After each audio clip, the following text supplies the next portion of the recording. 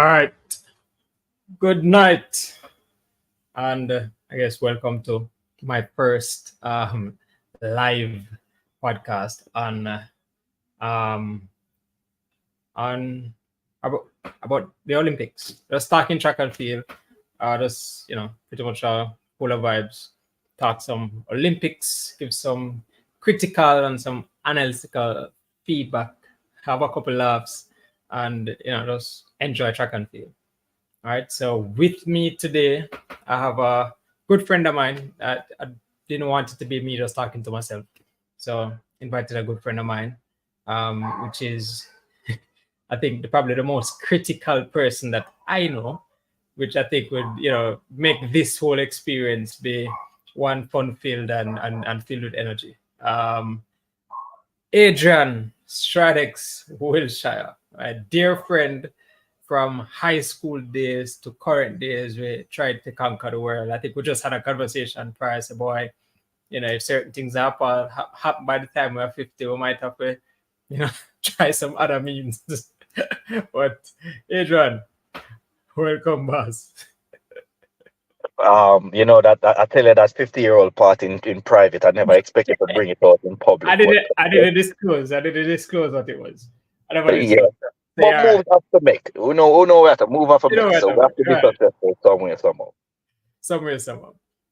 So Paris Olympics 2024, from start, it was filled with controversies, filled with all manner of chaos and religious backfire and a lot of things from Jump Street. And we ended up now transcending into track and field and athletics, and same.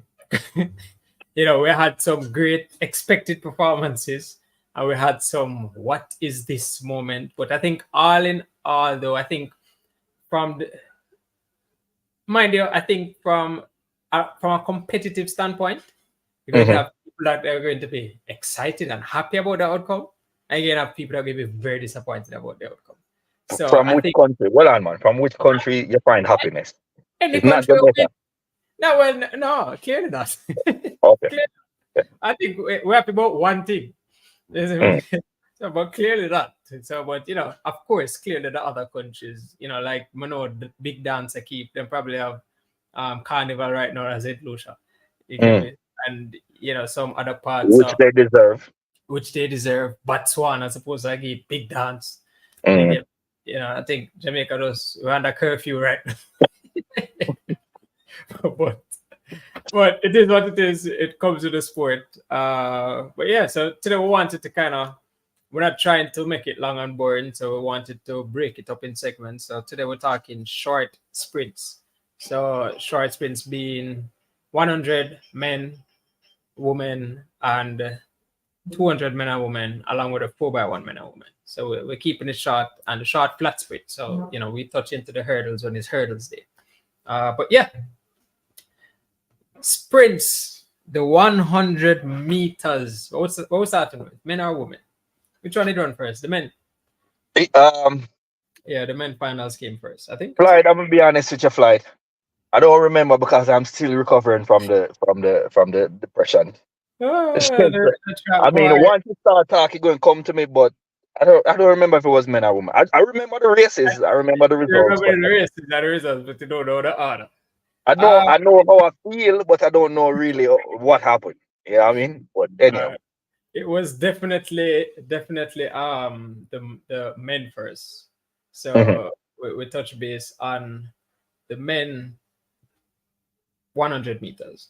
So by far, I must say, I give you this, irrespective of the outcome, was the closest 100 meter finals at the Olympics in Olympic history. I don't know if any. I think probably the closest one to that would have been World Championships 2002 when Kim Collins won. I think it was almost a blanket to the line. That was 2000. That was 2000. It was 2000 or 2002? I'm not sure it's 2000. No. It was two. There's no World Championship in an even number year. So 2001 then. It would have been 2001. I was in 2003. Is that I thought Paul never made the 2003 finals.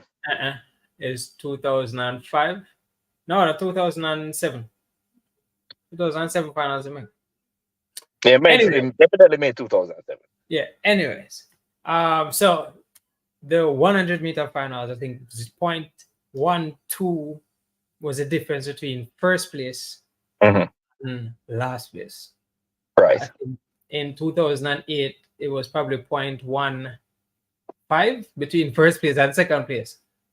Would the winner beat him just around through the line? Very disrespectful.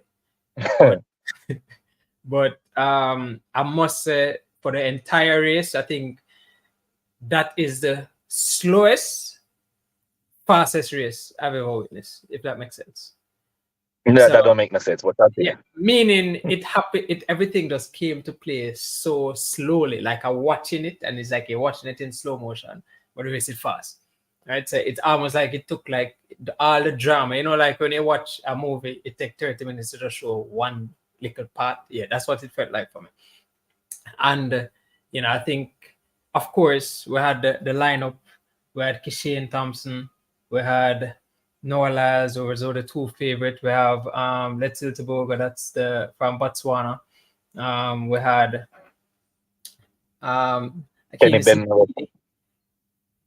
Kenny Bednarek, Fred Kerley. Yeah, it was a stacked final. Trying to find about the full results. Yeah, it was a very stacked final, and I think it could have gone. I think it could have gone anyway, but it went how it went, and we never like how it went. Right. Mention that. That is fun. Oh yeah, so I stand corrected. The woman ran first. Okay, yeah.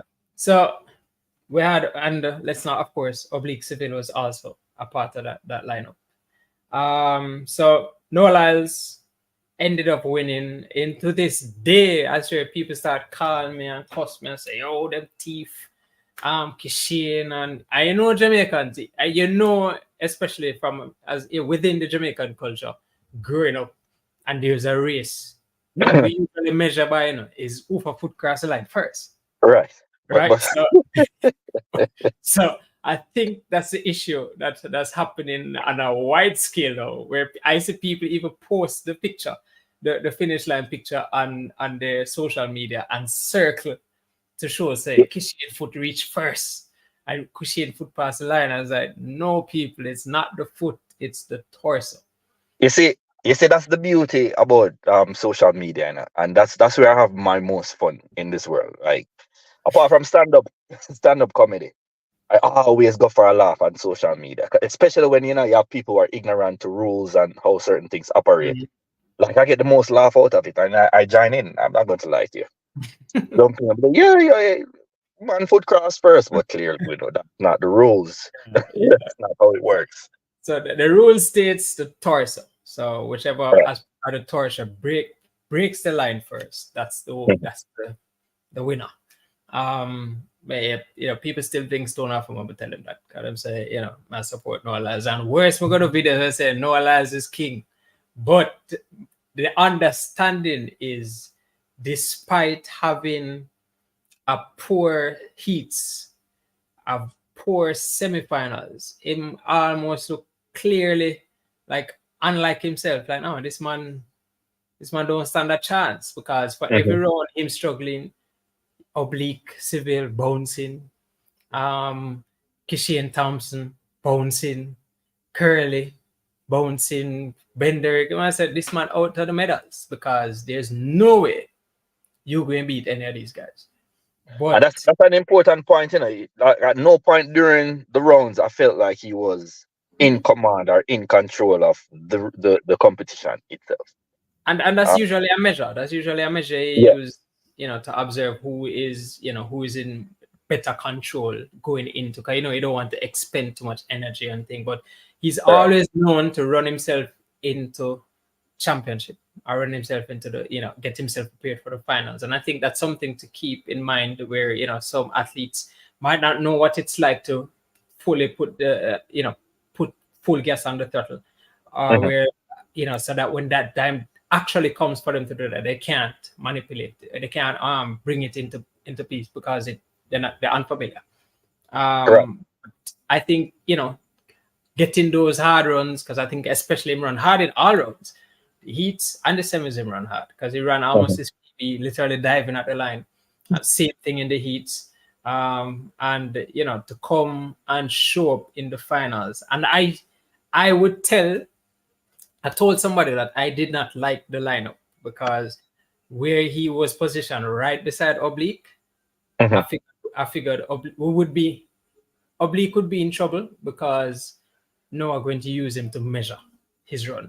And that's exactly what he said in his post-race interview. He said, be beside Oblique. He just said, all right, my aim is to get rid of you early. So, he needs to work on his acceleration phase. And that's where he was struggling. He just did that to perfection. Once he got up beside Oblique at like 60 meters, I said, boy, problem zone. And then, Oblique did look weary. And I think at this time, Kishane and Fred Curley are fight it out on the left-hand side. And, I think Bednarik somewhere there, and Simbini charging. So up until they get to the last two steps to say, Kishane win, Jamaica get back the gold medal, back on top. And within the blink of, I think if Kishane didn't even sneeze, him win. So, liking that experience or that feeling now, again, to last World Championship, Sha'Carri Richardson pipped Shericka on the line, right? I mean, from the camera angle, up until that very last meter, everyone thought, all right, Shericka Jackson, Jamaica again. So I think that played a part into the disappointment that everyone was feeling, because here we are, big hype, fastest time for the year. Asafa Paul reincarnated, this, that, and the third. We're supposed to get this gold medal if it's the only gold medal that we're walking out with. And it's the 100 meter. Now we can brag, fastest man in the world. We don't really care about the 10,000 like that. Big event, but we really don't care about it like that. We want the 100 meter. No. It didn't happen again. I think a lot of depression set in. Just me, but all over the country. But Lyles, you know what? You should never write off a champion.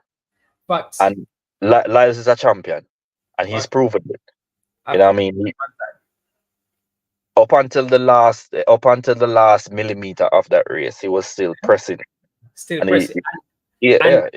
There was so much control. You see, if you watch everybody else, they were tight and fighting. He was just literally trusting his top-end speed and just trust, like, listen, the race is 100 meters. You don't win it till you get there. And just ran right straight through the line.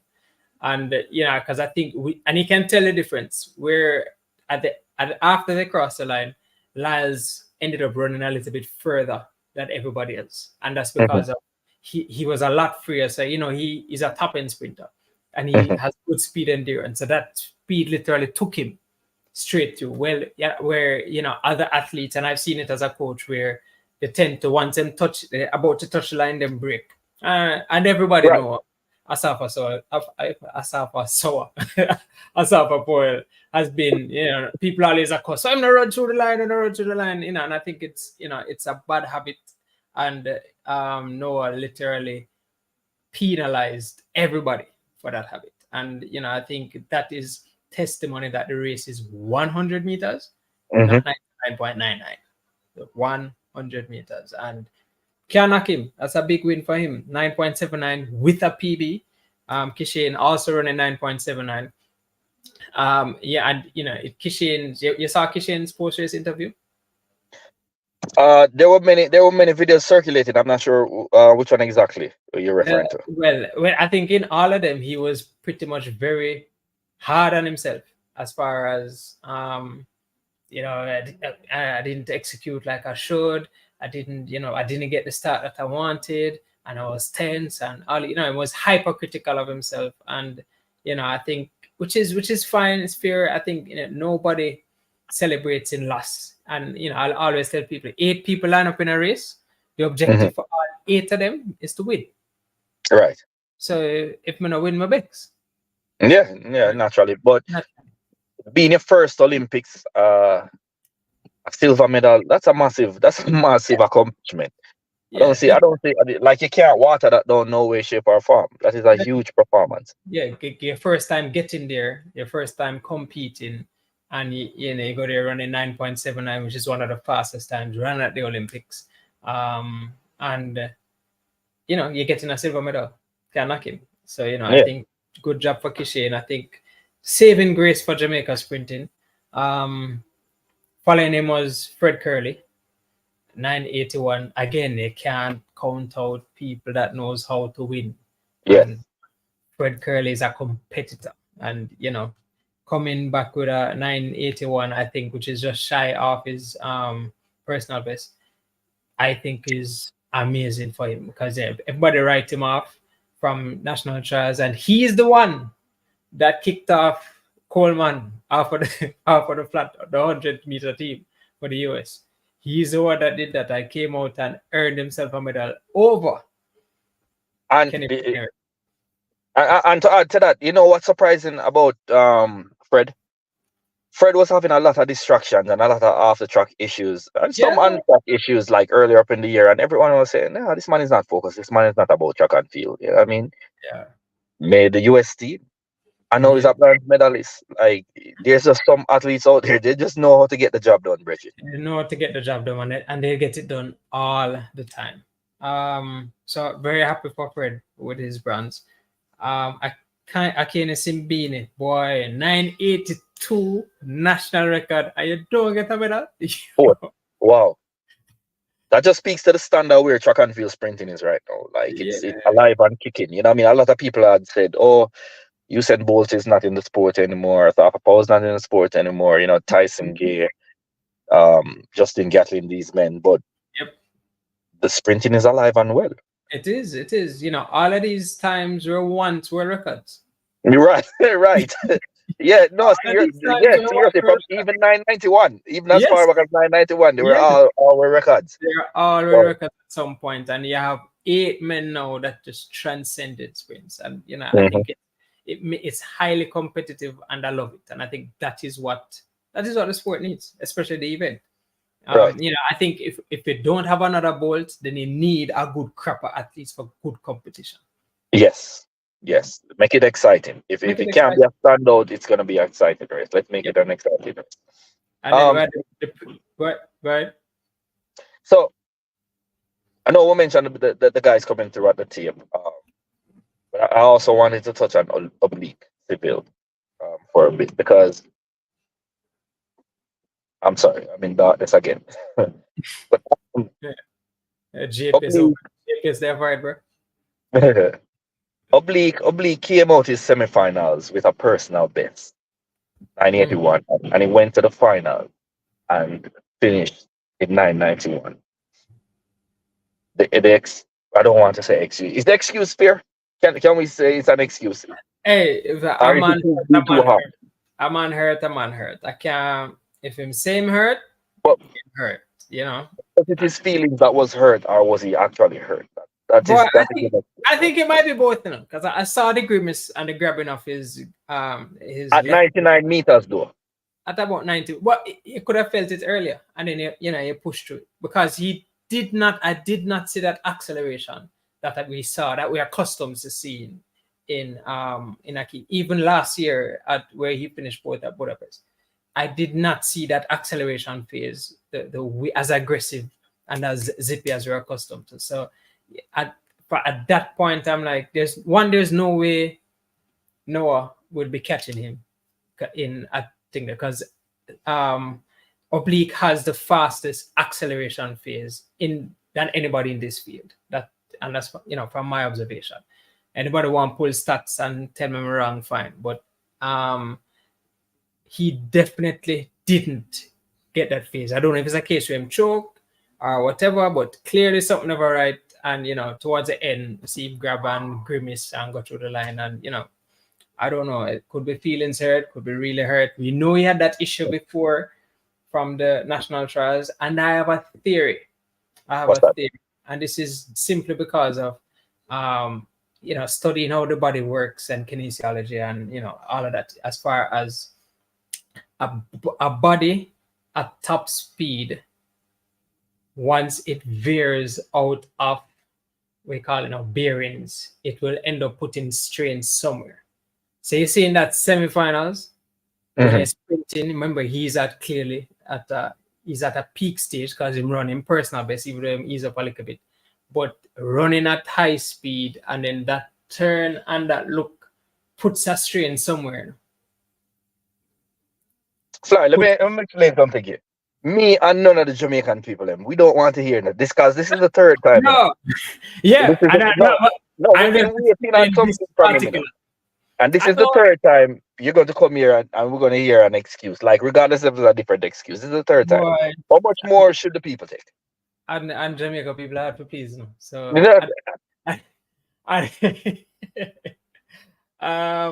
I don't want to make excuses for the gentleman, but he's a great talent, a big talent, and I was hoping because after seeing the semis, I said, no man, I'm gonna beat Kishin because Kishin look. I think if him get to this time, Kishin I catch him. And that is always the theme. You look so good coming in, and then drop flat, like just disappointed. You know what will happen to him now? You see next finals in May. Everybody going to be like, all right, all right, next. Who else? Who else in there? Which I don't know. Which might do him some good. It might actually work out in his benefit. When the limelight is not on him? Yeah, it might. It's always going to be on him because he's always going to show up in his heats, look good. Wow, all right, semifinals. Oh yeah, all right, medal talk, and then until he delivers, it's always going to be And is it like just a choker? I don't know, but I have faith in him, coach. No, sure. Can we not? This is the man that coached the fastest human being to have ever lived. Fastest. Nobody's not denying the coach's ability. It's not the coach that we're thinking about right now. It's him in charge. Them soon go. They're gonna take him off air trackers. They're gonna leave it. You're disgracing the man. Like stop, like bro, like no more, please. But I hope he gets it together. I always have a theory. I think he needs more races, more competitive races, because we've mainly seen him compete majority of the time at championships. We don't see him a lot of time on the circuits. Again, is somebody that gets hurt a lot. So I'm not sure if that's a plan or a ploy with his management team as far as preserving him. But then how do you balance? Because this is your profession. You have to make money. You have to compete to make that money. So then how do you balance that? You just will be starting races every year? I don't. Well, I think some change will be made. I don't think it will be the same routine or the same scenario come next season. It's a world championship year. I think especially with this new track and field league. Mm-hmm. The Grand Slam, I think would be a good opportunity to get good races before championships and after championships. So let's see him matriculate to that. Yeah, but rounding up the rest of the participants in the 100-meter finals, you had Lamont Marcel Jacobs. I swear I will give him a salute because I don't know how he make that finals, boy. Yeah. That is it. Him squeezing and then run an impressive 985. And I can't knock a man for that. And I give him respect. And there we're talking about another champion.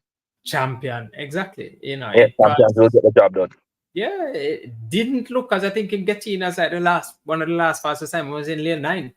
Yeah, and him getting show up and got to work. Let's see Tobago, 9.86. National record, right? 9.86 ain't a medal, boy. And then hold on one second now. So I'm gonna jump the gun here a little bit, right? We're not there yet, but I'm gonna tell you something. You see that 986? that's when I started thinking that Lyles was in trouble in that 200 meter.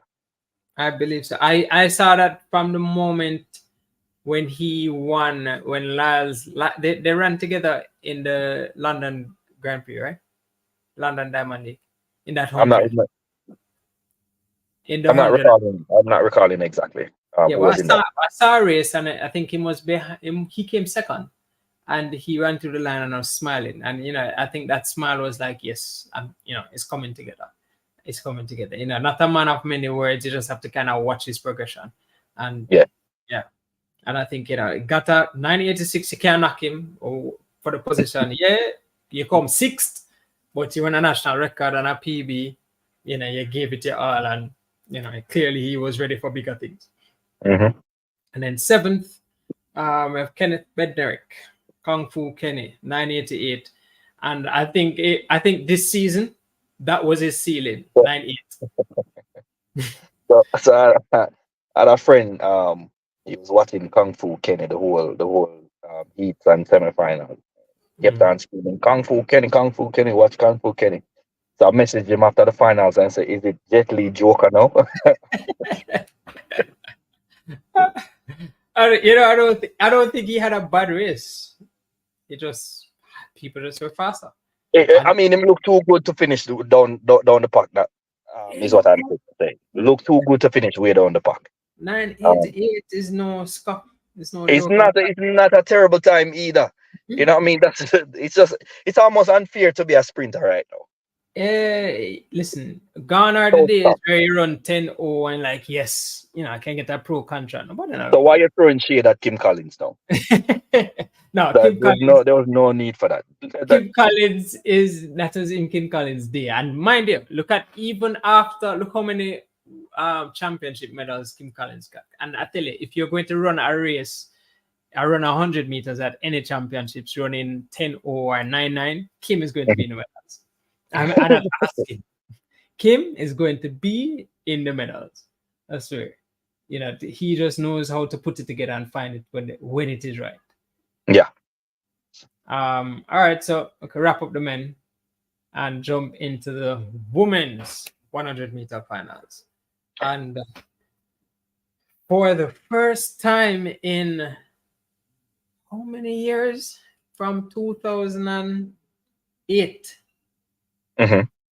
From 2008 Olympics, there was no other nation that won the 100 meters at the Olympics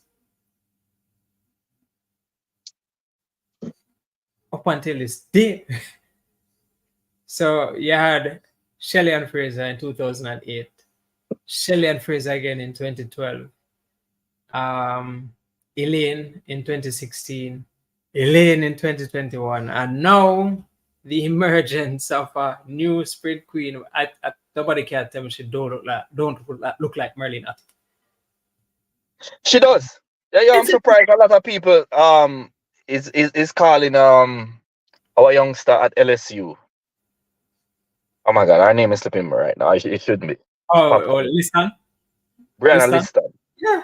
I'm surprised people are saying Liston is more like Merlin Ottey in terms of look. But when you look at Julian Alfred, that's our twin. Twin. Even thought the same. I swear. But Julian Alfred in 10.72, such amazing shape, in such great form. National record in the rain. First ever medal is a gold medal. It's a gold medal. And I have to salute her for that. She before you continue, I want to say something. You understand? Because it's up on my chest the whole time. We as Jamaicans, we need to learn to stop swagger jacking people's success. Right? Julian Alfred went out there and she won that 100 meter. And the first thing our Prime Minister, well, I don't know if it's the first thing him do, but one of the things him do is to go online and talk about St. Catherine High School and the connection with her. No. Yes, we agree. She did go to St. Catherine, right? And then people start jumping, oh, this is probably where she developed most, and this, that, and the third. You know what, Flight? Like I said, we need to stop swagger jacking people's success. This I don't is know, right? Like Trey we have St. some play. Lucia. Say it again. I said like we always have some play night. I see Like, people say, yeah, we can't claim our, we are claim everybody. no, You visit we're not Jamaica, claiming get that. Jamaica. No, Come. no. Let St. Lucia have St. Lucia's moment. That is right. Was so That's tacky. right. Like, and everyone jumping on it. Yeah, I mean, oh yeah, she used to go St. Catherine, developing Jamaica. Nobody cares about that. And This is St. Lucia's moment. Let them have it. When Bolt is winning, you don't hear Jamaica, oh, this goes out to St. Lucia also. Nobody's saying that. Shelly win, big up Trinidad, Shelly win, it's for all of us. It's not for all of us. Every Jamaican says, oh, Jamaica top win. Yeah. But nobody said that Monica share this medal with us. Once it's not, but even the wider world, I think, the wider world would say, yeah, man, Jamaica and the rest of the Caribbean, which every other Caribbean country finds so disrespectful. No, yeah. Like, no, they do have the talents. They do have the potential. And, they're not beneath us in any way, shape, or form. It's just that we're more of a track and field nation, and we have developed so much. Exactly, and it's just credit to our coaches in Jamaica. Yeah. Credit to coaches in Jamaica, especially at the high school level. It's the high schools. There's no competition as competitive as high school championships in Jamaica. Right. High school championships in Jamaica can be our World Juniors.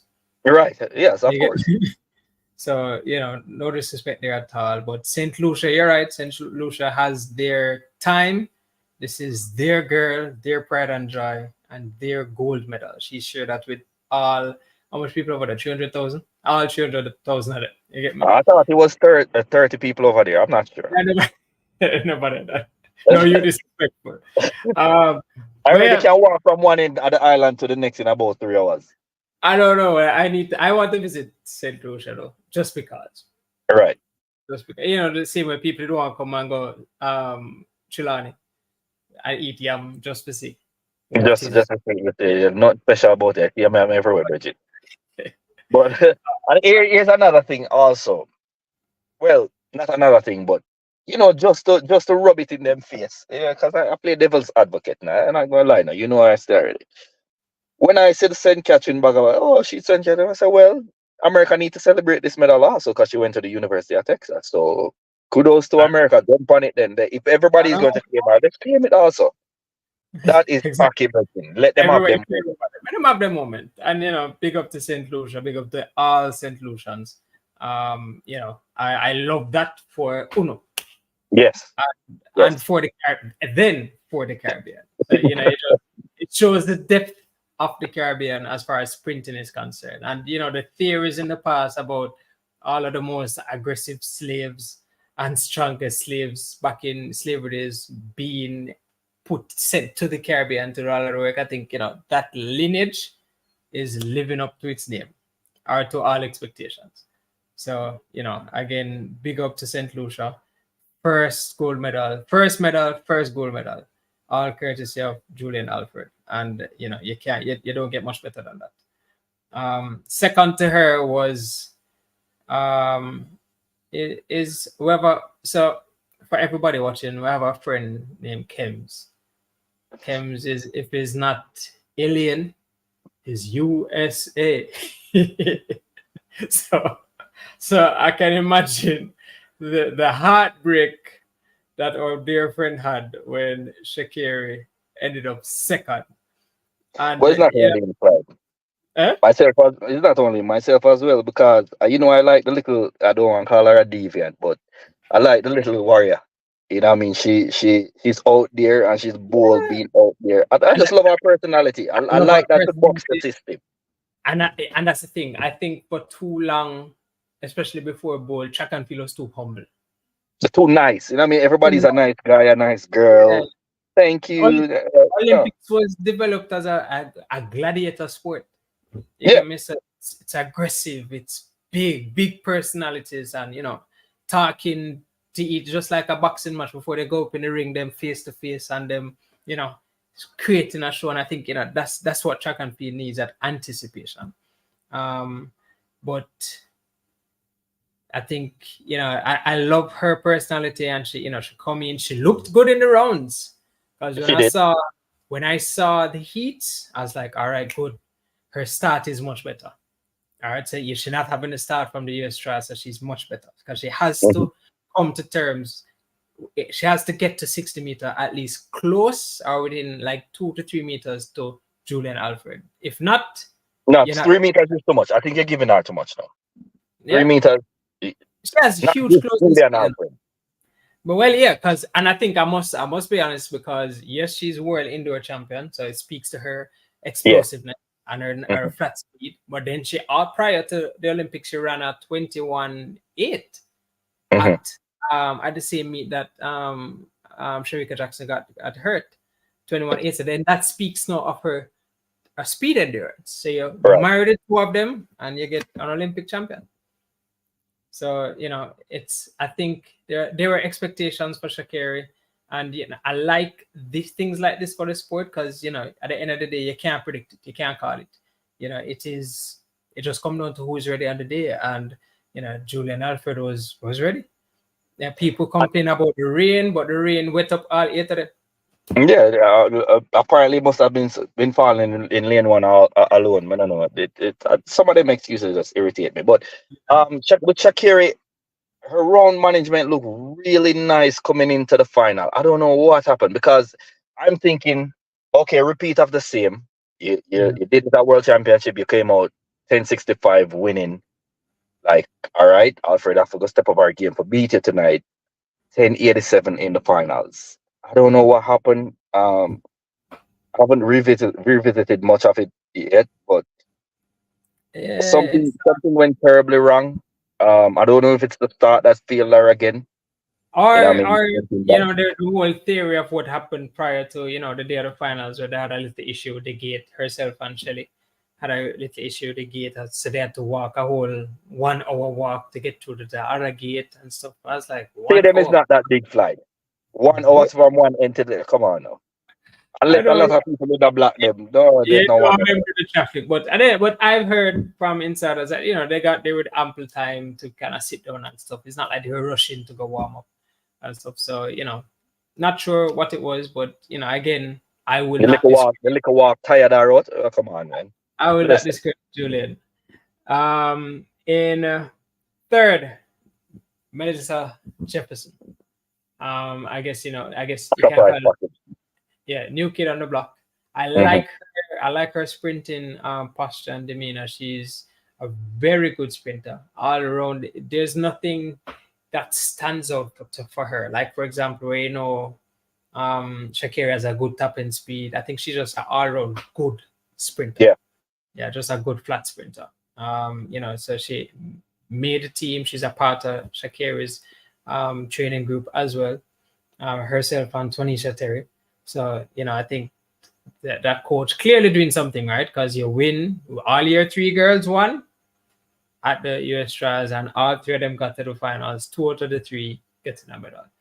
On that note, I can't let you continue without asking you this very important question. There's a very famous Jamaican being coached by the same person that coached those 3 women. And someone asked the question, okay, if you can get 1, 2, 3 at the US trials, why you can't put 1 on Jamaica team? Alana Reid is who we're talking about. I know, and I would say with any athlete going into any program, I never count the first year. I never, especially as a professional, I never count the first year. First year can be a hit or miss. You know, the athletes and the coach getting to know each other. The coach getting to observe and know, you know, in terms of how she responds and all right. that. All right, yeah. Fair and fine. Give it 1 season. Okay, cool. Fair and fine. All right. But I'm coming to you on behalf of the Jamaican public, right, who's watching. And I am going to ask, you know, have you been watching the Netflix series, Sprinter? Yeah. In that series, Mr. Mitchell himself said, I cannot live with myself. I can't stand watching Jamaica dominate like this. But then, no, let me ask you now. If a man said that, why would he prepare any athlete to regain the throne? I think maybe it's just me.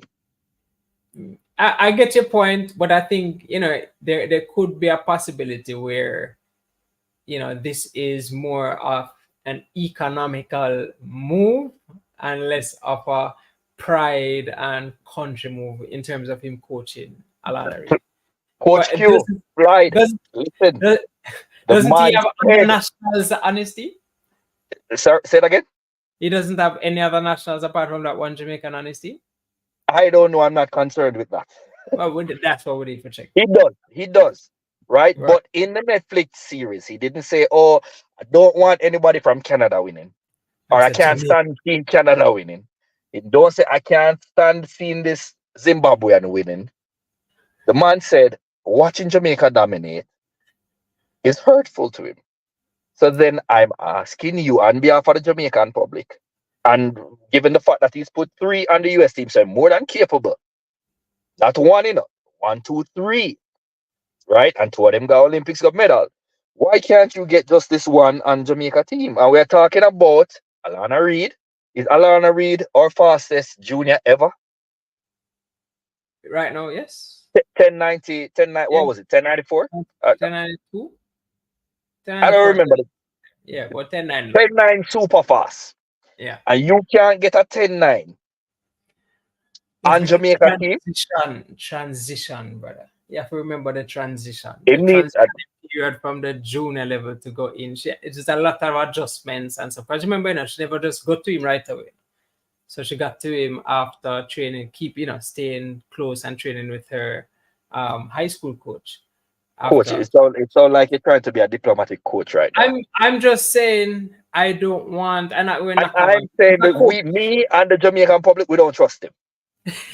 Well, that's fair.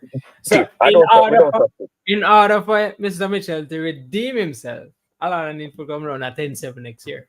How do you think? All right. Follow-up question. Let's say Alana sticks around. She's running 10-7s and 10-6s. You think Mr. Mitchell is going to keep her on after the statement that he made? No, he'll probably forget about that. That's genuinely how I'm feeling now. We cannot sweep that under the rug. Him feel that way. Well, and so I think worse. He will be responsible for putting back Jamaica where him don't want Jamaica. Answer that question. Come on now. And I think worse, especially the fact that America didn't win again. So I'm going to get a Jamaican to win before my girls win. And I have already told the people, listen, I can't stomach the dominance. Well, I give him that he at least broke the drought in World Championships. He broke the World Championship drought. So they finally won back one day, but them just couldn't come back and take an Olympic. And you think, right. There you go. Another strong point to my argument. Yeah. Get the Olympic job done. Are you going to prepare a young Alana Reid to come win the next Olympics? Yeah, ask me same question 10 times. And my statement again is this. Let's see what he does next year. Then I can understand. No. We don't want to give 1 more year. All right. Well, pack your bags. You can put me on record. I don't trust me. Fly to Florida. Throw Alana over her shoulder, carry her luggage and thing, and carry her back to Jamaica. Negative. Negative. Too much gators and snakes there in Florida. That's one place I avoid like the plague. Yeah, no, negative. But it just don't. In the back of mind, it just don't sit well. Yeah. Well, we're not gonna. That would have been like a throws coach at Immaculate getting a thrower every year and only one him can get out of our next school. You know what I mean? And every year my produce at Immaculate. I don't know. Bro, as in I get the conflict. But at the end of the day, I think I leave the coach to his conscience. If there is such a thing in terms of even giving, because remember, even locally, it was alleged where Glenn Mills, the great Glenn Mills, showed bold preference over Blake. And if he did, he was justified in doing that. That is my argument on that. If he did, you should. You should. The great Saint Leo. What? No, tell the truth, coach. If you're picking a favorite, hey, every coach have them favorite in them program. That's just that. No. I know you won't say it. Yeah. All the coaches won't say it, but I know. but there is a program. So the program usually is, as best as possible, apart from little nuances and stuff you adjust for each athlete. But as best as possible, the program goes across everybody, just who respond to it. And, the accusation was ludicrous. But if he did, good. You picked the right one, Coach Mills. Stick with the favorite. The big man is bold. If you did, clear your conscience. Don't feel bad about picking him. Anyway, all right, That's my argument.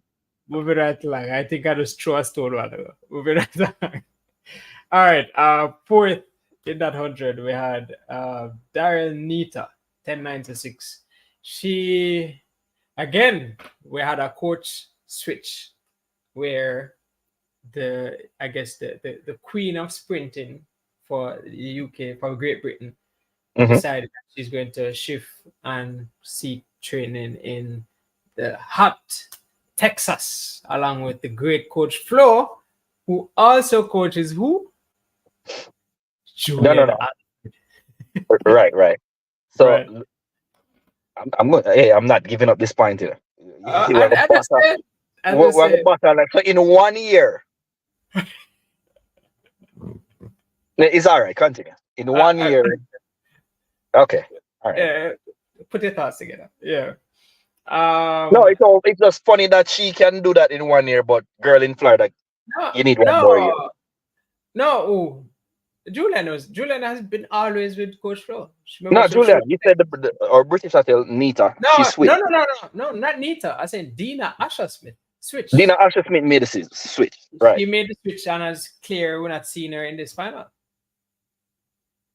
I mean, but she performed well in the 200 meter. It wasn't like she was just not performing. Yeah, but a finals where there are 10 nines and 11 O's and there's no Dina. Man, I love Dina.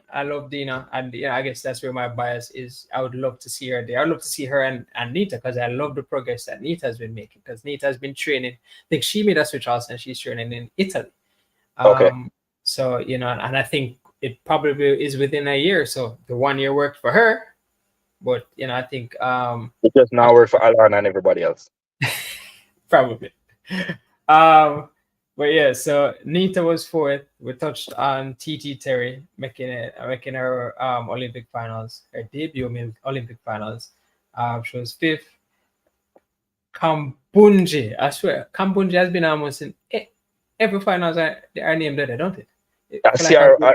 Even Diamond League, like for some reason, like I just expect Kambundji to be in the list. I don't know who's our agent, but this man is doing an excellent job. Yeah, I don't think it once in Europe. So Kambundji has been good and been consistent. She ran 10.99. Congratulations to her. Like I love Kambundji. She's a good competitor. And once there's a big final, she's Tia Clayton. What I know, did you also have that big expectation of Tia? As far as that's not a question to ask. Let's move on now. Come, let's get to the important part. The meat of the matter. Yes, everybody has the expectation. Come on now. Then because we already don't have Sharika in it. She pulled out before the start. Kelly don't show up for our semifinals. So now we say, all right then. Well, we still have the big dog here. Right. And I think the expectation is, being that we experienced this in the past in 2008 by the hands of the great Stephen Francis, where Shelly came on the scene, made our first final. Everybody was like, oh, young girl, good, congratulations, making finals. But boom, she win. So, even I was like, wait, is this a repeat? Because, you're watching it like, no, because, I wouldn't like to call him predictable, but I've observed all the great coaches over the years, and you can almost look at 1 and 2 athletes and be like, yeah, man, she's next, she's next. Or, this is something, and I say, yeah, man, him going to groom this one like that. So, like, Clayton reminds me of a young Shelly. The Crystal Slowly, who didn't make the team, reminds me of based on her build and her, running form, reminds me of a younger Elaine. So observing, I was like, nah, man, I think Fran are up to something with this one. And then I think in his interview when he stated that at the trials where she ran 10.8, she didn't, the race wasn't executed properly and stuff. I said, huh? So you have more? I said, all right.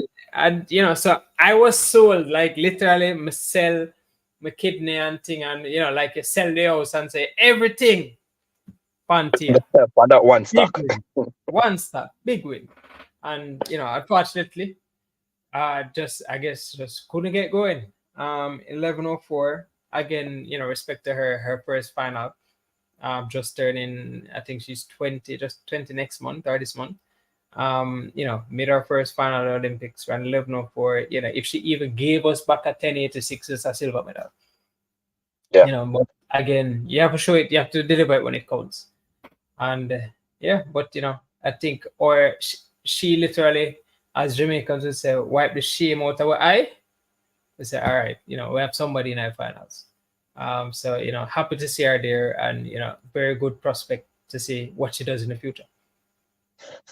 So on that note, I heard an interview with Coach Francis, and he said something to the effect of, prior to her race, she had read or seen something on social media that might have the derailer.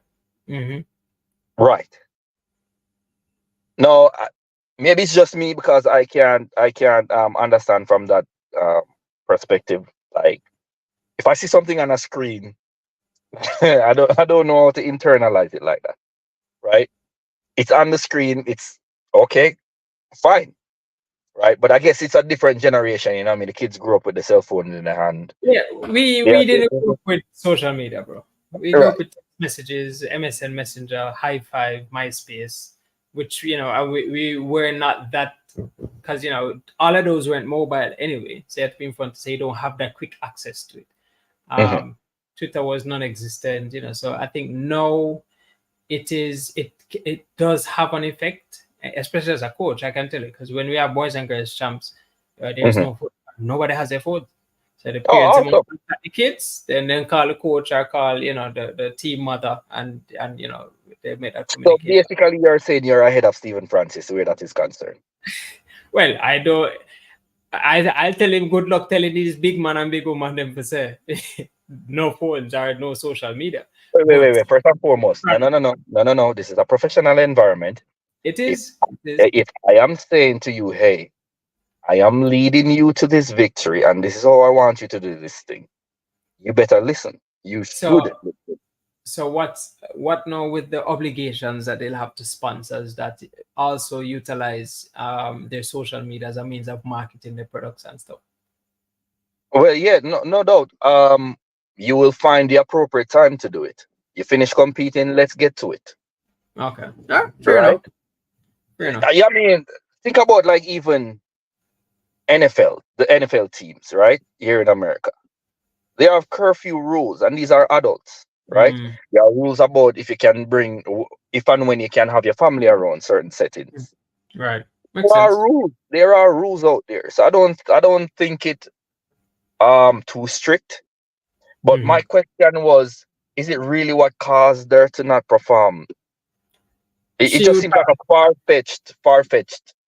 I don't say that. I don't see that being far-fetched, honestly. From my experience as a coach, it's not far-fetched. One thing, we came from a big up France Ford, where France would have a thing where before, when they had a prediction book, we ensure that the prediction book does not come in the camp. Champs ever say, people go in as like, oh, then predict me for this. And remember, not everybody will internalize this as, oh, then predict me for come third. All right, watch what got. I was getting there because not everybody has that. Not everybody has that. Do you remember a young man cutting out a piece of news article where another athlete said, I will be competing by myself, and he posted it in a locker room, and that was history. We don't hear about the man that was in that interview after that, but you did hear about the man that posted it up. Exactly. So, is it really It is. It I, is. I As think in, it's where we need to channel more mental fortitude in these newer generation athletes.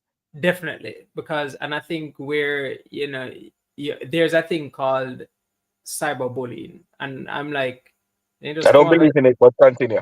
Yeah, yeah, Just they would. unplug the computer, bro, I like would it's just a say that, card. Like just unplug yeah, the computer. you can't just don't respond, but I guess, and that's our generation, and I think the generation now, there's so much reliance on social media as a big part of their life, or even just being social, Mhm. where, what if something is said or something is commented, it can play a big detrimental role in, that person's life. So it's not far-fetched at all. I give credibility to the argument, but just from where we stand, I just can't see how or why you should let it affect you. Maybe we need more training where that is concerned, like how Yeah, to just and brush I them guess off. his standpoint of was to come off of social media. Because mind you, I think social media work good for a man like Noah Lyles. Him can talk him crap all he Yeah, want, and it work, yeah, and that can get into anybody else's head. You get me? But yeah. if you, and I think it's understanding and knowing yourself. So if you know that, boy, you can manage that, or you can deal with seeing certain comments or certain people doing certain things, then yeah, you And let it. talk is cheap, coach. Talk is Yeah, cheap. You but say don't, what you and want to say. Sure, deliver on the again, day. it's we're in a generation and era now where you don't have those personalities. It's not that often. And why is that though? I think it's probably the upbringing, the different times, just Upbringing starts with what? in terms of the home. The right and Yeah, the coaching, so and yourself, the right? home and the coaches, right? Definitely. Yeah, yeah. The So parents and the coaches and the if you teacher, don't someone. mind you, I think if you're in an era now where if a coach, give too hard of a workout, the parent are gonna come ask you what. Yeah, I mean, after you go run the next one, then you should have one more 300. You are gonna run it, or she are gonna run it, but somebody going to run that 300. So make Yeah. up your mind. That's It's my a response. it's a Maybe that's balance. why I'm feeling in this coaching department because I Yeah, just can't deal with it. definitely, No, definitely. there's six 300 to be run. Somebody gonna give me that last two. You Yeah, get your mother and your father for run one each. I don't yeah. know, but somebody gonna give me And I 300. think when back in the day there was no option. Coach this and does that. Yeah.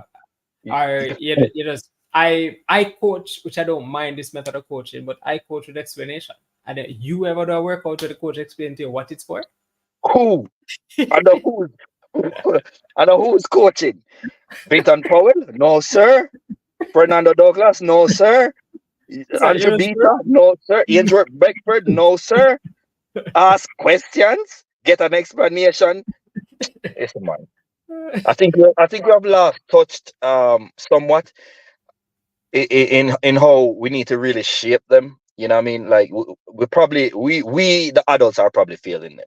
Yeah, and honestly, I think a big factor also, which is a pro, and we can say the negative now, is they're a lot more educated, they're a lot more exposed to social media and stuff. So Information. Yes. information is readily available. So they're quick to ask certain questions as to why, or with regarding certain things. So I think what you just have to stand firm as a coach in, this is what we're doing, and I guess like me explaining is pretty much letting you understand that, okay, I'm not just pulling something out of the hat here. This is Mhm. really something, and and their ability to decipher and learn and understand stuff, then you just kind of you play into that.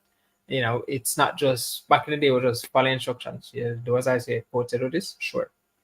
And then how was that, coach? Yeah. And you move on. But yeah. But closing off the 100-meter women, Talu, Marie-Josée Talu. My heart breaks for this lady. I think from I saw the heats, I was like, yes and no. Yes, because she look in good shape. No, because you do this every time. And Yeah. You know what it I just, hate? You know what I hate in track and field? Being a critical person. man, I quick to criticize. I hate when the athlete that I'm about to criticize is likable man. and pretty. She's beautiful and she's likable. Your personality is across the board just sweet. But then, you're just not that guy. Like, I'm more criticizing, but I feel bad criticizing you. Yeah. Then you get injured now, I feel sad. Yeah, I don't know. I don't even want to talk about it too tough because it breaks my heart. I think aside from Shelly not train up, when I say Shelly pull up, I say, Talu are your Olympics. Yeah. You can't get a greener light than this. You must medal. Shelly's out, Sherika is out. You must medal. Yeah. They literally moved 2 slots for you. And she ended up getting hurt. Being the veteran in the list also, the most experienced lantern. Yeah, that was hard to watch for me because I'm a big fan and I love her dearly, but that one was tough. But yeah, so she closed out the 100 meters, getting injured, still managing to go through the line, 13.8. But yeah, now to the half lap. The women's 200 meters. We anticipated this Alfred Gabby showdown, and Alfred come off the corner first. Gabby have to go try catch her, and with Alfred run 10.72 now, so Gabby have that top speed. Can she catch it? But I think all of that was set to rest within the first 60 meter that race. Yeah, pretty much. Yeah, because when I started. Yep.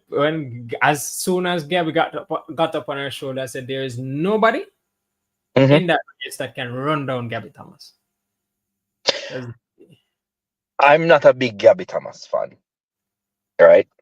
I just think for 2 years she did this. She came to the US trials. She ran 21.6. She showed up at the championship. Flattered to this. Did not impress. Right? She came at the Olympics. She won in 21.8. I'm still not impressed with a win is a win. She is a champion. Yeah, but I'm just not a big fan. Because it wasn't 21.4. Or at least give me 21.6. Give me something more exciting than a 21.8. Hey, listen, and I think that's where you see when people are not that deep in track and field, them don't see win. Win is a win. I could have 23.0. Win is a win. You take it. I remember I ran a 400 meter one time, and I won that with. I don't even remember the time. I know it was slow. Could I walk the 400 meter? I'd still run that time, but I won. No business. I don't care what the time was. So by all means, Gabby 21.83 is still the only one under 22 seconds. So that speaks of how the field was set up. Don't you find it odd that a woman can put together a 10.72, but she cannot dip below a 22? Yeah, no, Julian has done 22. Julian ran 21.8 at London. No, in that final is what I'm saying. No, my thing is, I think for Julian, she had a bad race because I don't know if her execution was off or something was, but she just did not run that race as she ought to, as we were accustomed to. I don't know if they tried something new. Good try. No. But you know why I said that? Because I've seen her run 200s all season. She has never run a 200 like that. All right. Julian does not run from behind. The high that she's coming off from that 100 meter, the level of confidence that should be in her, bubbling. There's nothing that should have been impossible for her. And putting together a proper 200 meter, no. I tell you, and again, it goes two folds. The same motivating factor could be the same thing that deters and make you second guess yourself. Because you're in a position of, all right, good, I win a gold medal. And then you think, I can win 2 gold medals. Just that thought alone, when that marinate, it's like you scare yourself. You're like, no, like seriously, you get me? And it's a real thing. So it could be because, as I said, that's not the Julian I'm accustomed to seeing running 200 meters from even NCs. She's always dominant on the corner, comes after flowing in the straight and catch me if you can. But didn't see that first 100. I didn't see the 10.72. I didn't see the 6.9 60 meters. I didn't see any of that. I have a wild theory going. I don't know if I want to wait to discuss the men, but Yeah, I'll wait. Yeah, I have a wild theory going where that is concerned. And as you spoke about times, getting a bronze in 22.20, I think is should be legal. Yeah, win the lottery. Should be illegal in every country in the world. You literally won the lottery, so you get away with murder pretty much. Yeah. But in 2024, nah. I know, but I guess it's just a condition on the day, and that, again, it's just like as I said back in the day. If you're going to win a race, men's 100 meters in 10:99, Kim Collins is going to medal. So I think Brittany Brown is making the same statement. If you're not running 21, then I'm taking one of those medals. Asha Smith ran, I think, a courageous first 150. Got off the corner and was literally, I was like, wait. But I was like, all right, but Mercedes already. It never end well. Yeah. So, it repeated itself. Yeah, it repeated itself. She, close to the line between herself, Brittany Brown, and her countrymate Darren Lita, and in 22.23. Favor of Philly was looking good in the semis. I tell you something, it's like there was something about that final that, because everybody looked good in the semis, like, all right, good, this is, because I think even Alfred ran 21 in our semis. And over the years we've become used to judging are having a very good marker from every semifinal. Like we know what's going to happen in the final. We know what's going to happen. Yeah, because like you can't hide in the semifinals, like you hide in the heat. Exactly. Because I think in the semifinals, Gabby ran 21.8, Julian ran 21.98, Favor of Philly ran 22.05. So it's pretty much your gold, silver, and bronze. So yes, all right. Them three, because next to that was 22.12 and then 22.2. Says no. This clearly going straight to those top three, but not how it ended up being at all.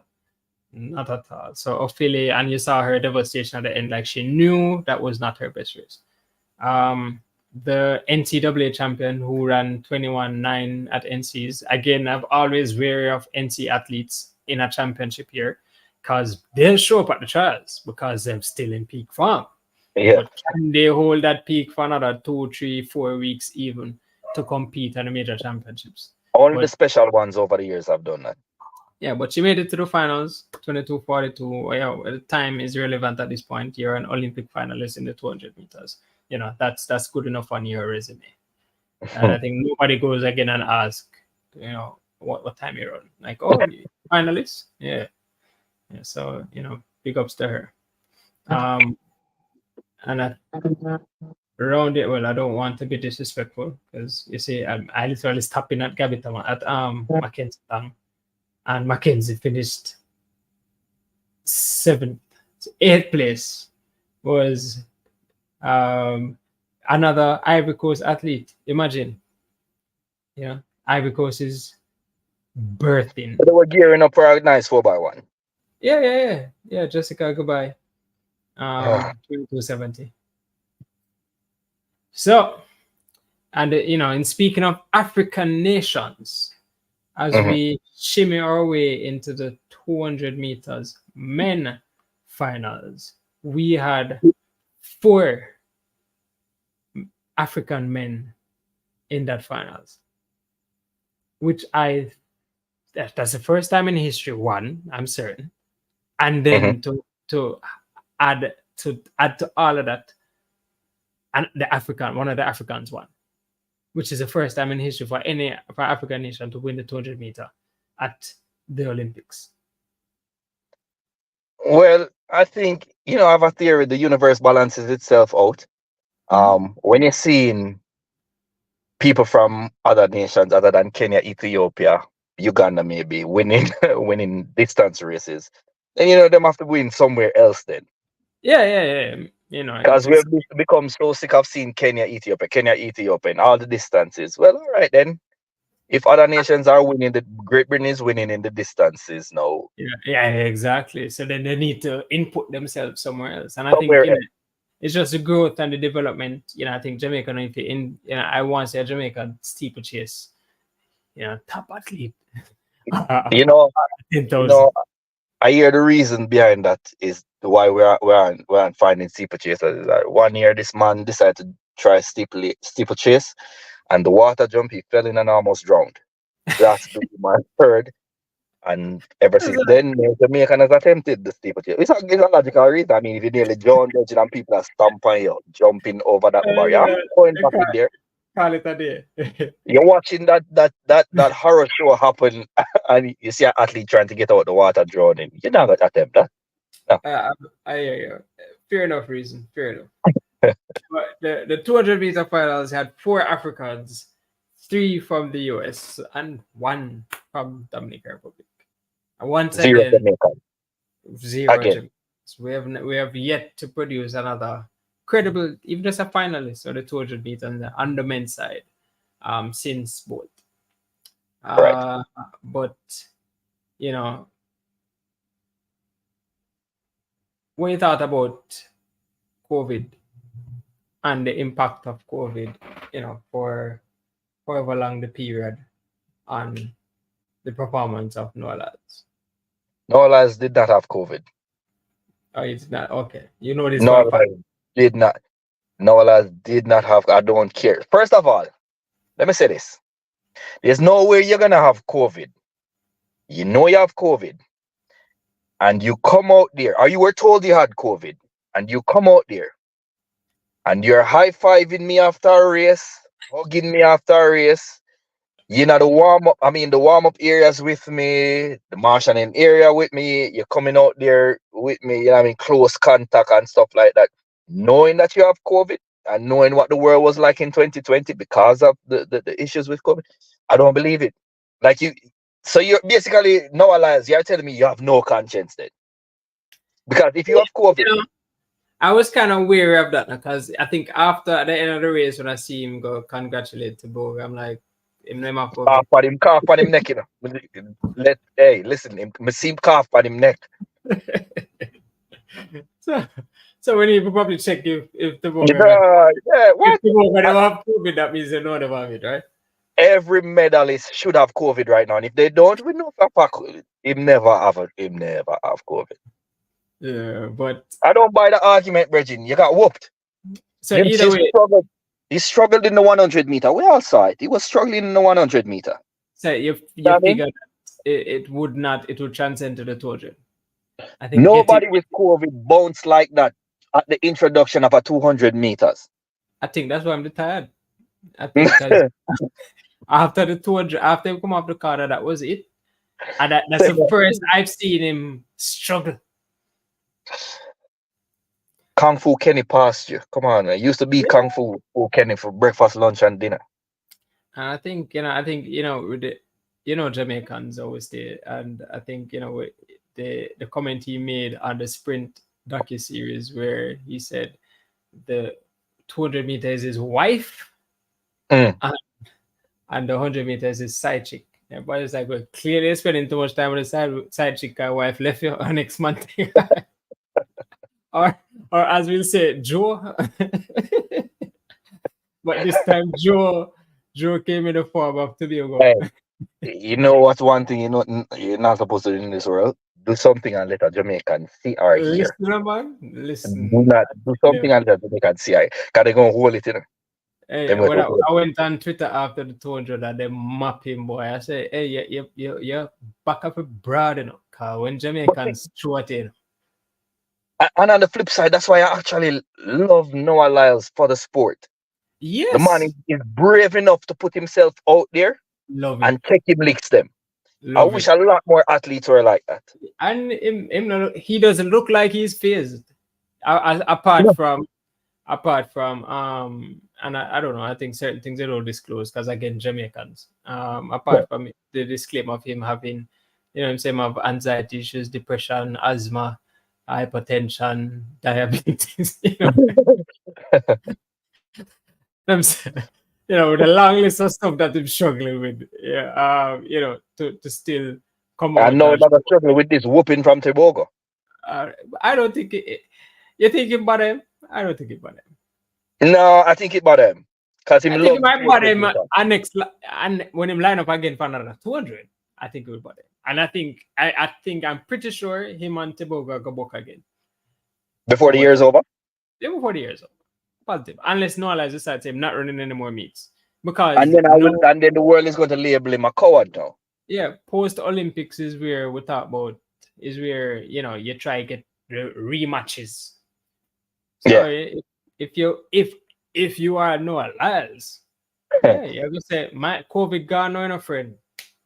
More about my woman. Let's go. All right, so I'm glad you bring that up because I saw a post on social media and the gentleman say, I better not see Shelly in any race at this Olympics since you hurt.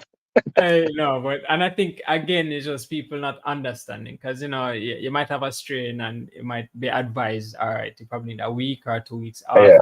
It's been 2 weeks already. You get me? So and you run good. You will run good the next meet. It happens. I promise her she think that, but when she go run, everybody gonna say, "See it." Yeah. Tell you. Remember them drag us off because of money. So yeah. Not paying a bag of money, so them not.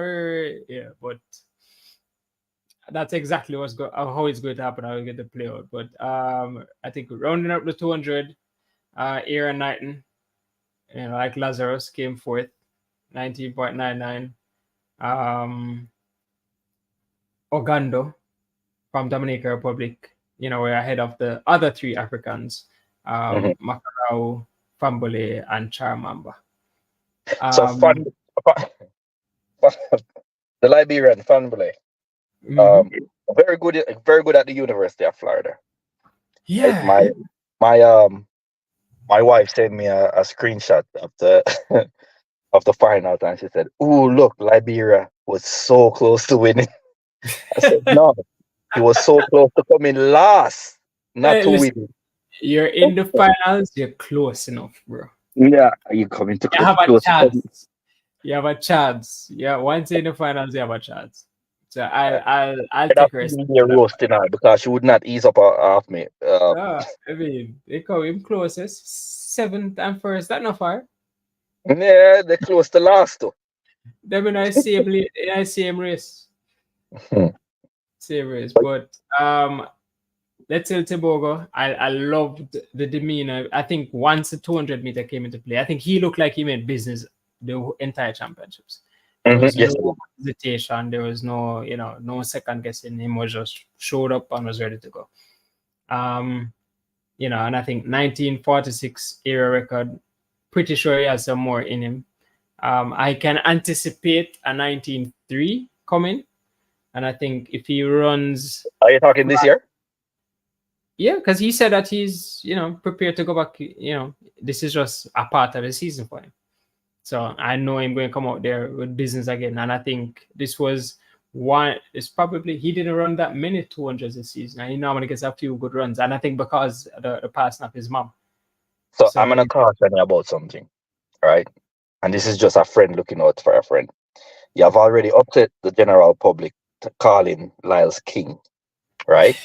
Now you're saying Tebogo is going to be running fast at 19.3 range. Be careful because what you're saying now is that this man is in world record range. No, 90 in a 200 meter, 19.3 yeah, and 19.19 this is year. A big. Wait. Whoa. Give him 19.3 this year. What him show up next year? What him show up in? Well, I don't know. Next year, things go well. You have to say something about next year. Mine records are made to be broken. 22. Right.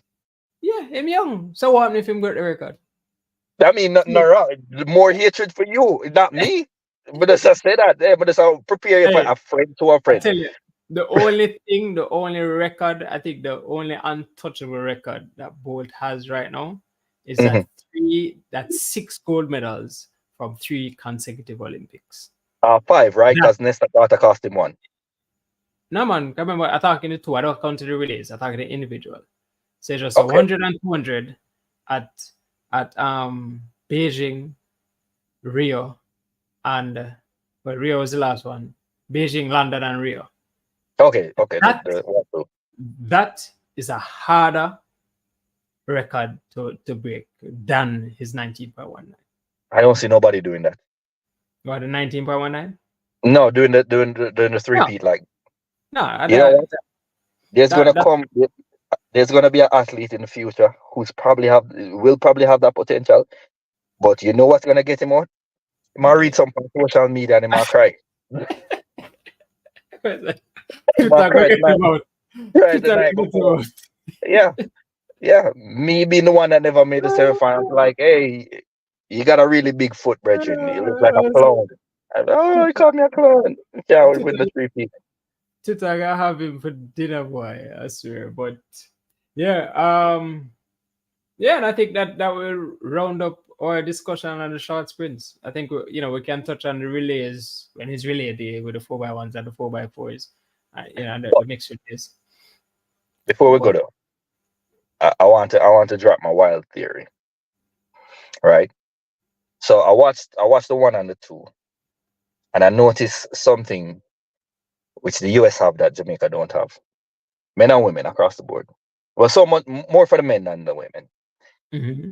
It seemed to me that the US are still pumping out athletes who have the kind of athletic dexterity to give you a 100 meter, a 200 meter, and a 400 meter if need be. In Jamaica, the athlete that we're putting out there are specialists, right? Not necessarily. I can always claim that there's one world championship, was it, where Sharika ran the 1, 2, and 4? Yeah, well, that's Sharika Jackson. So that's why I say it's more so on the men's side than on the women's side, right? But check this out. You have Kishian.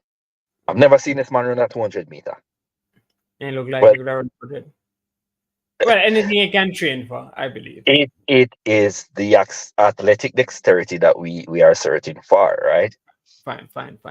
Brian Lavelle, who didn't he win 1 2 champs? Yes. No, he's a 200 meter specialist apparently. Yeah. No, well, he came 4th at the trials. Yeah, he came 4th at the trials. 4th. So it's not being reflected, right, across the board in terms of you find. Listen, America have a no alliance. Antonia Watson was a medalist at champs in the 100, 1 200s and 1 400 at boys and girls champs. No, he's a 400 meter specialist, right? Last year ran 400 meter at Tingler. Right. At Budapest. Why we can't get him in the 200 now? I don't know. Well, yeah, I don't know. But that's my point. No, that is my point though. It seems like we're not versatile anymore, and it seems like the US are continuing on with that kind of tradition. Like I said, even Wallace was talking about running a 4x4. Right, and he's willing to do it. Get up and go do it. Mm-hmm. Right. I hear argument about people fighting about just which leg they're going to run the 4x1 in before. You know what I mean? Yeah. Fast forward in a discussion for the future, but they have a Fred Curley who 1 2 4. Yep. Right. Kenny is going to give you a 1 2 all day. Yeah, and Kenny can run good because he has run 45 to 400 as well. Flight back in my day. Right. I said it's like I'm extremely old, but back in my time, I can distinctly remember. You see, if an athlete win the 100 meter class 1 at champs, you can expect him to be on that 4x4 final. Yeah, but it's facts. I tell all my sprinters, you must be able to run a 4x4. Not only that, they were pulling from the jump pool myself to run 4x4s. I remember even Jermaine Mason running 4x4s. Exactly. Yep. You know what I mean? So it just seems like I don't want to say I can't speak on it because I'm not at that level, right? I don't know if the coaches are aware of this, but maybe this is an area that needs exploration. Are we doing ourselves a disservice not having that kind of versatility in the athletes when they get to the pro level? Could be. I think probably too much time is spent on specializing too early. I think there's too much focus on you're a sprinter, and I think coming from a basis of just being a good athlete, where you are able, if you're a sprinter, sprints right now, sprints is 1, 2, 4, and almost 8. Based Right. on them 800, 141, and but we touched on that after. Gone are the days, it seems like, I will ever see a man who's dominant in the 100 meter and he's going to jump in the long jump pit. Well, yeah, you don't really see that. I think Marcel Jacobs has the capability, but even and there's this, oh Lord, I can't remember his name, from a Caribbean island. Is it Grenada? He does long jump and 100 meters. But it's not common. It's not common these days. You don't find, like, as I say, Gabby ended up with 3 gold medals simply because she was able to run 4x1 and 4x4 as well.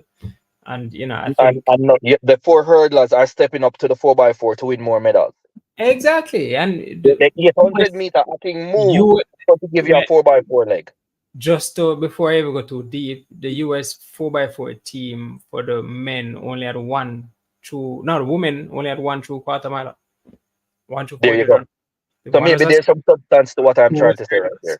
Yeah. So I guess, it's something to look into, definitely. And, sprints is 1, 2, and 4. Sprints isn't just, that's why they call it short sprints. And then you have long sprints.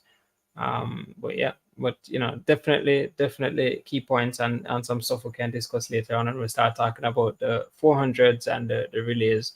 But yeah, hearty discussion.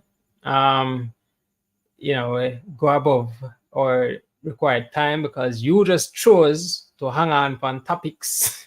I chose violence. You chose violence. But I try to be diplomatic and keep it calm and I'll correct.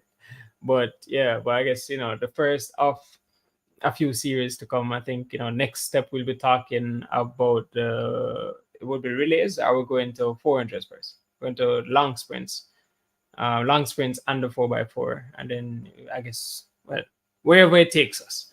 But, thanks for watching. For those who came in, thanks for joining. Say a couple messages in here from Mr. Cade Green, Kems. Big up on yourself. Thanks for being a part of this, my first experience hosting a live. But yeah, respect, appreciate it, and stay tuned. We'll get some more.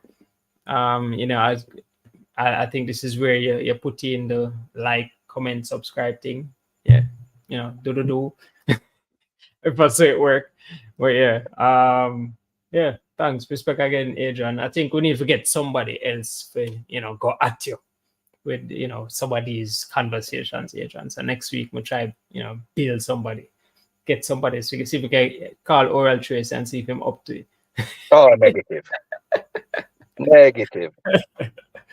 But anyways, guys, big up yourself. Big up Adrian. What good. Till next time.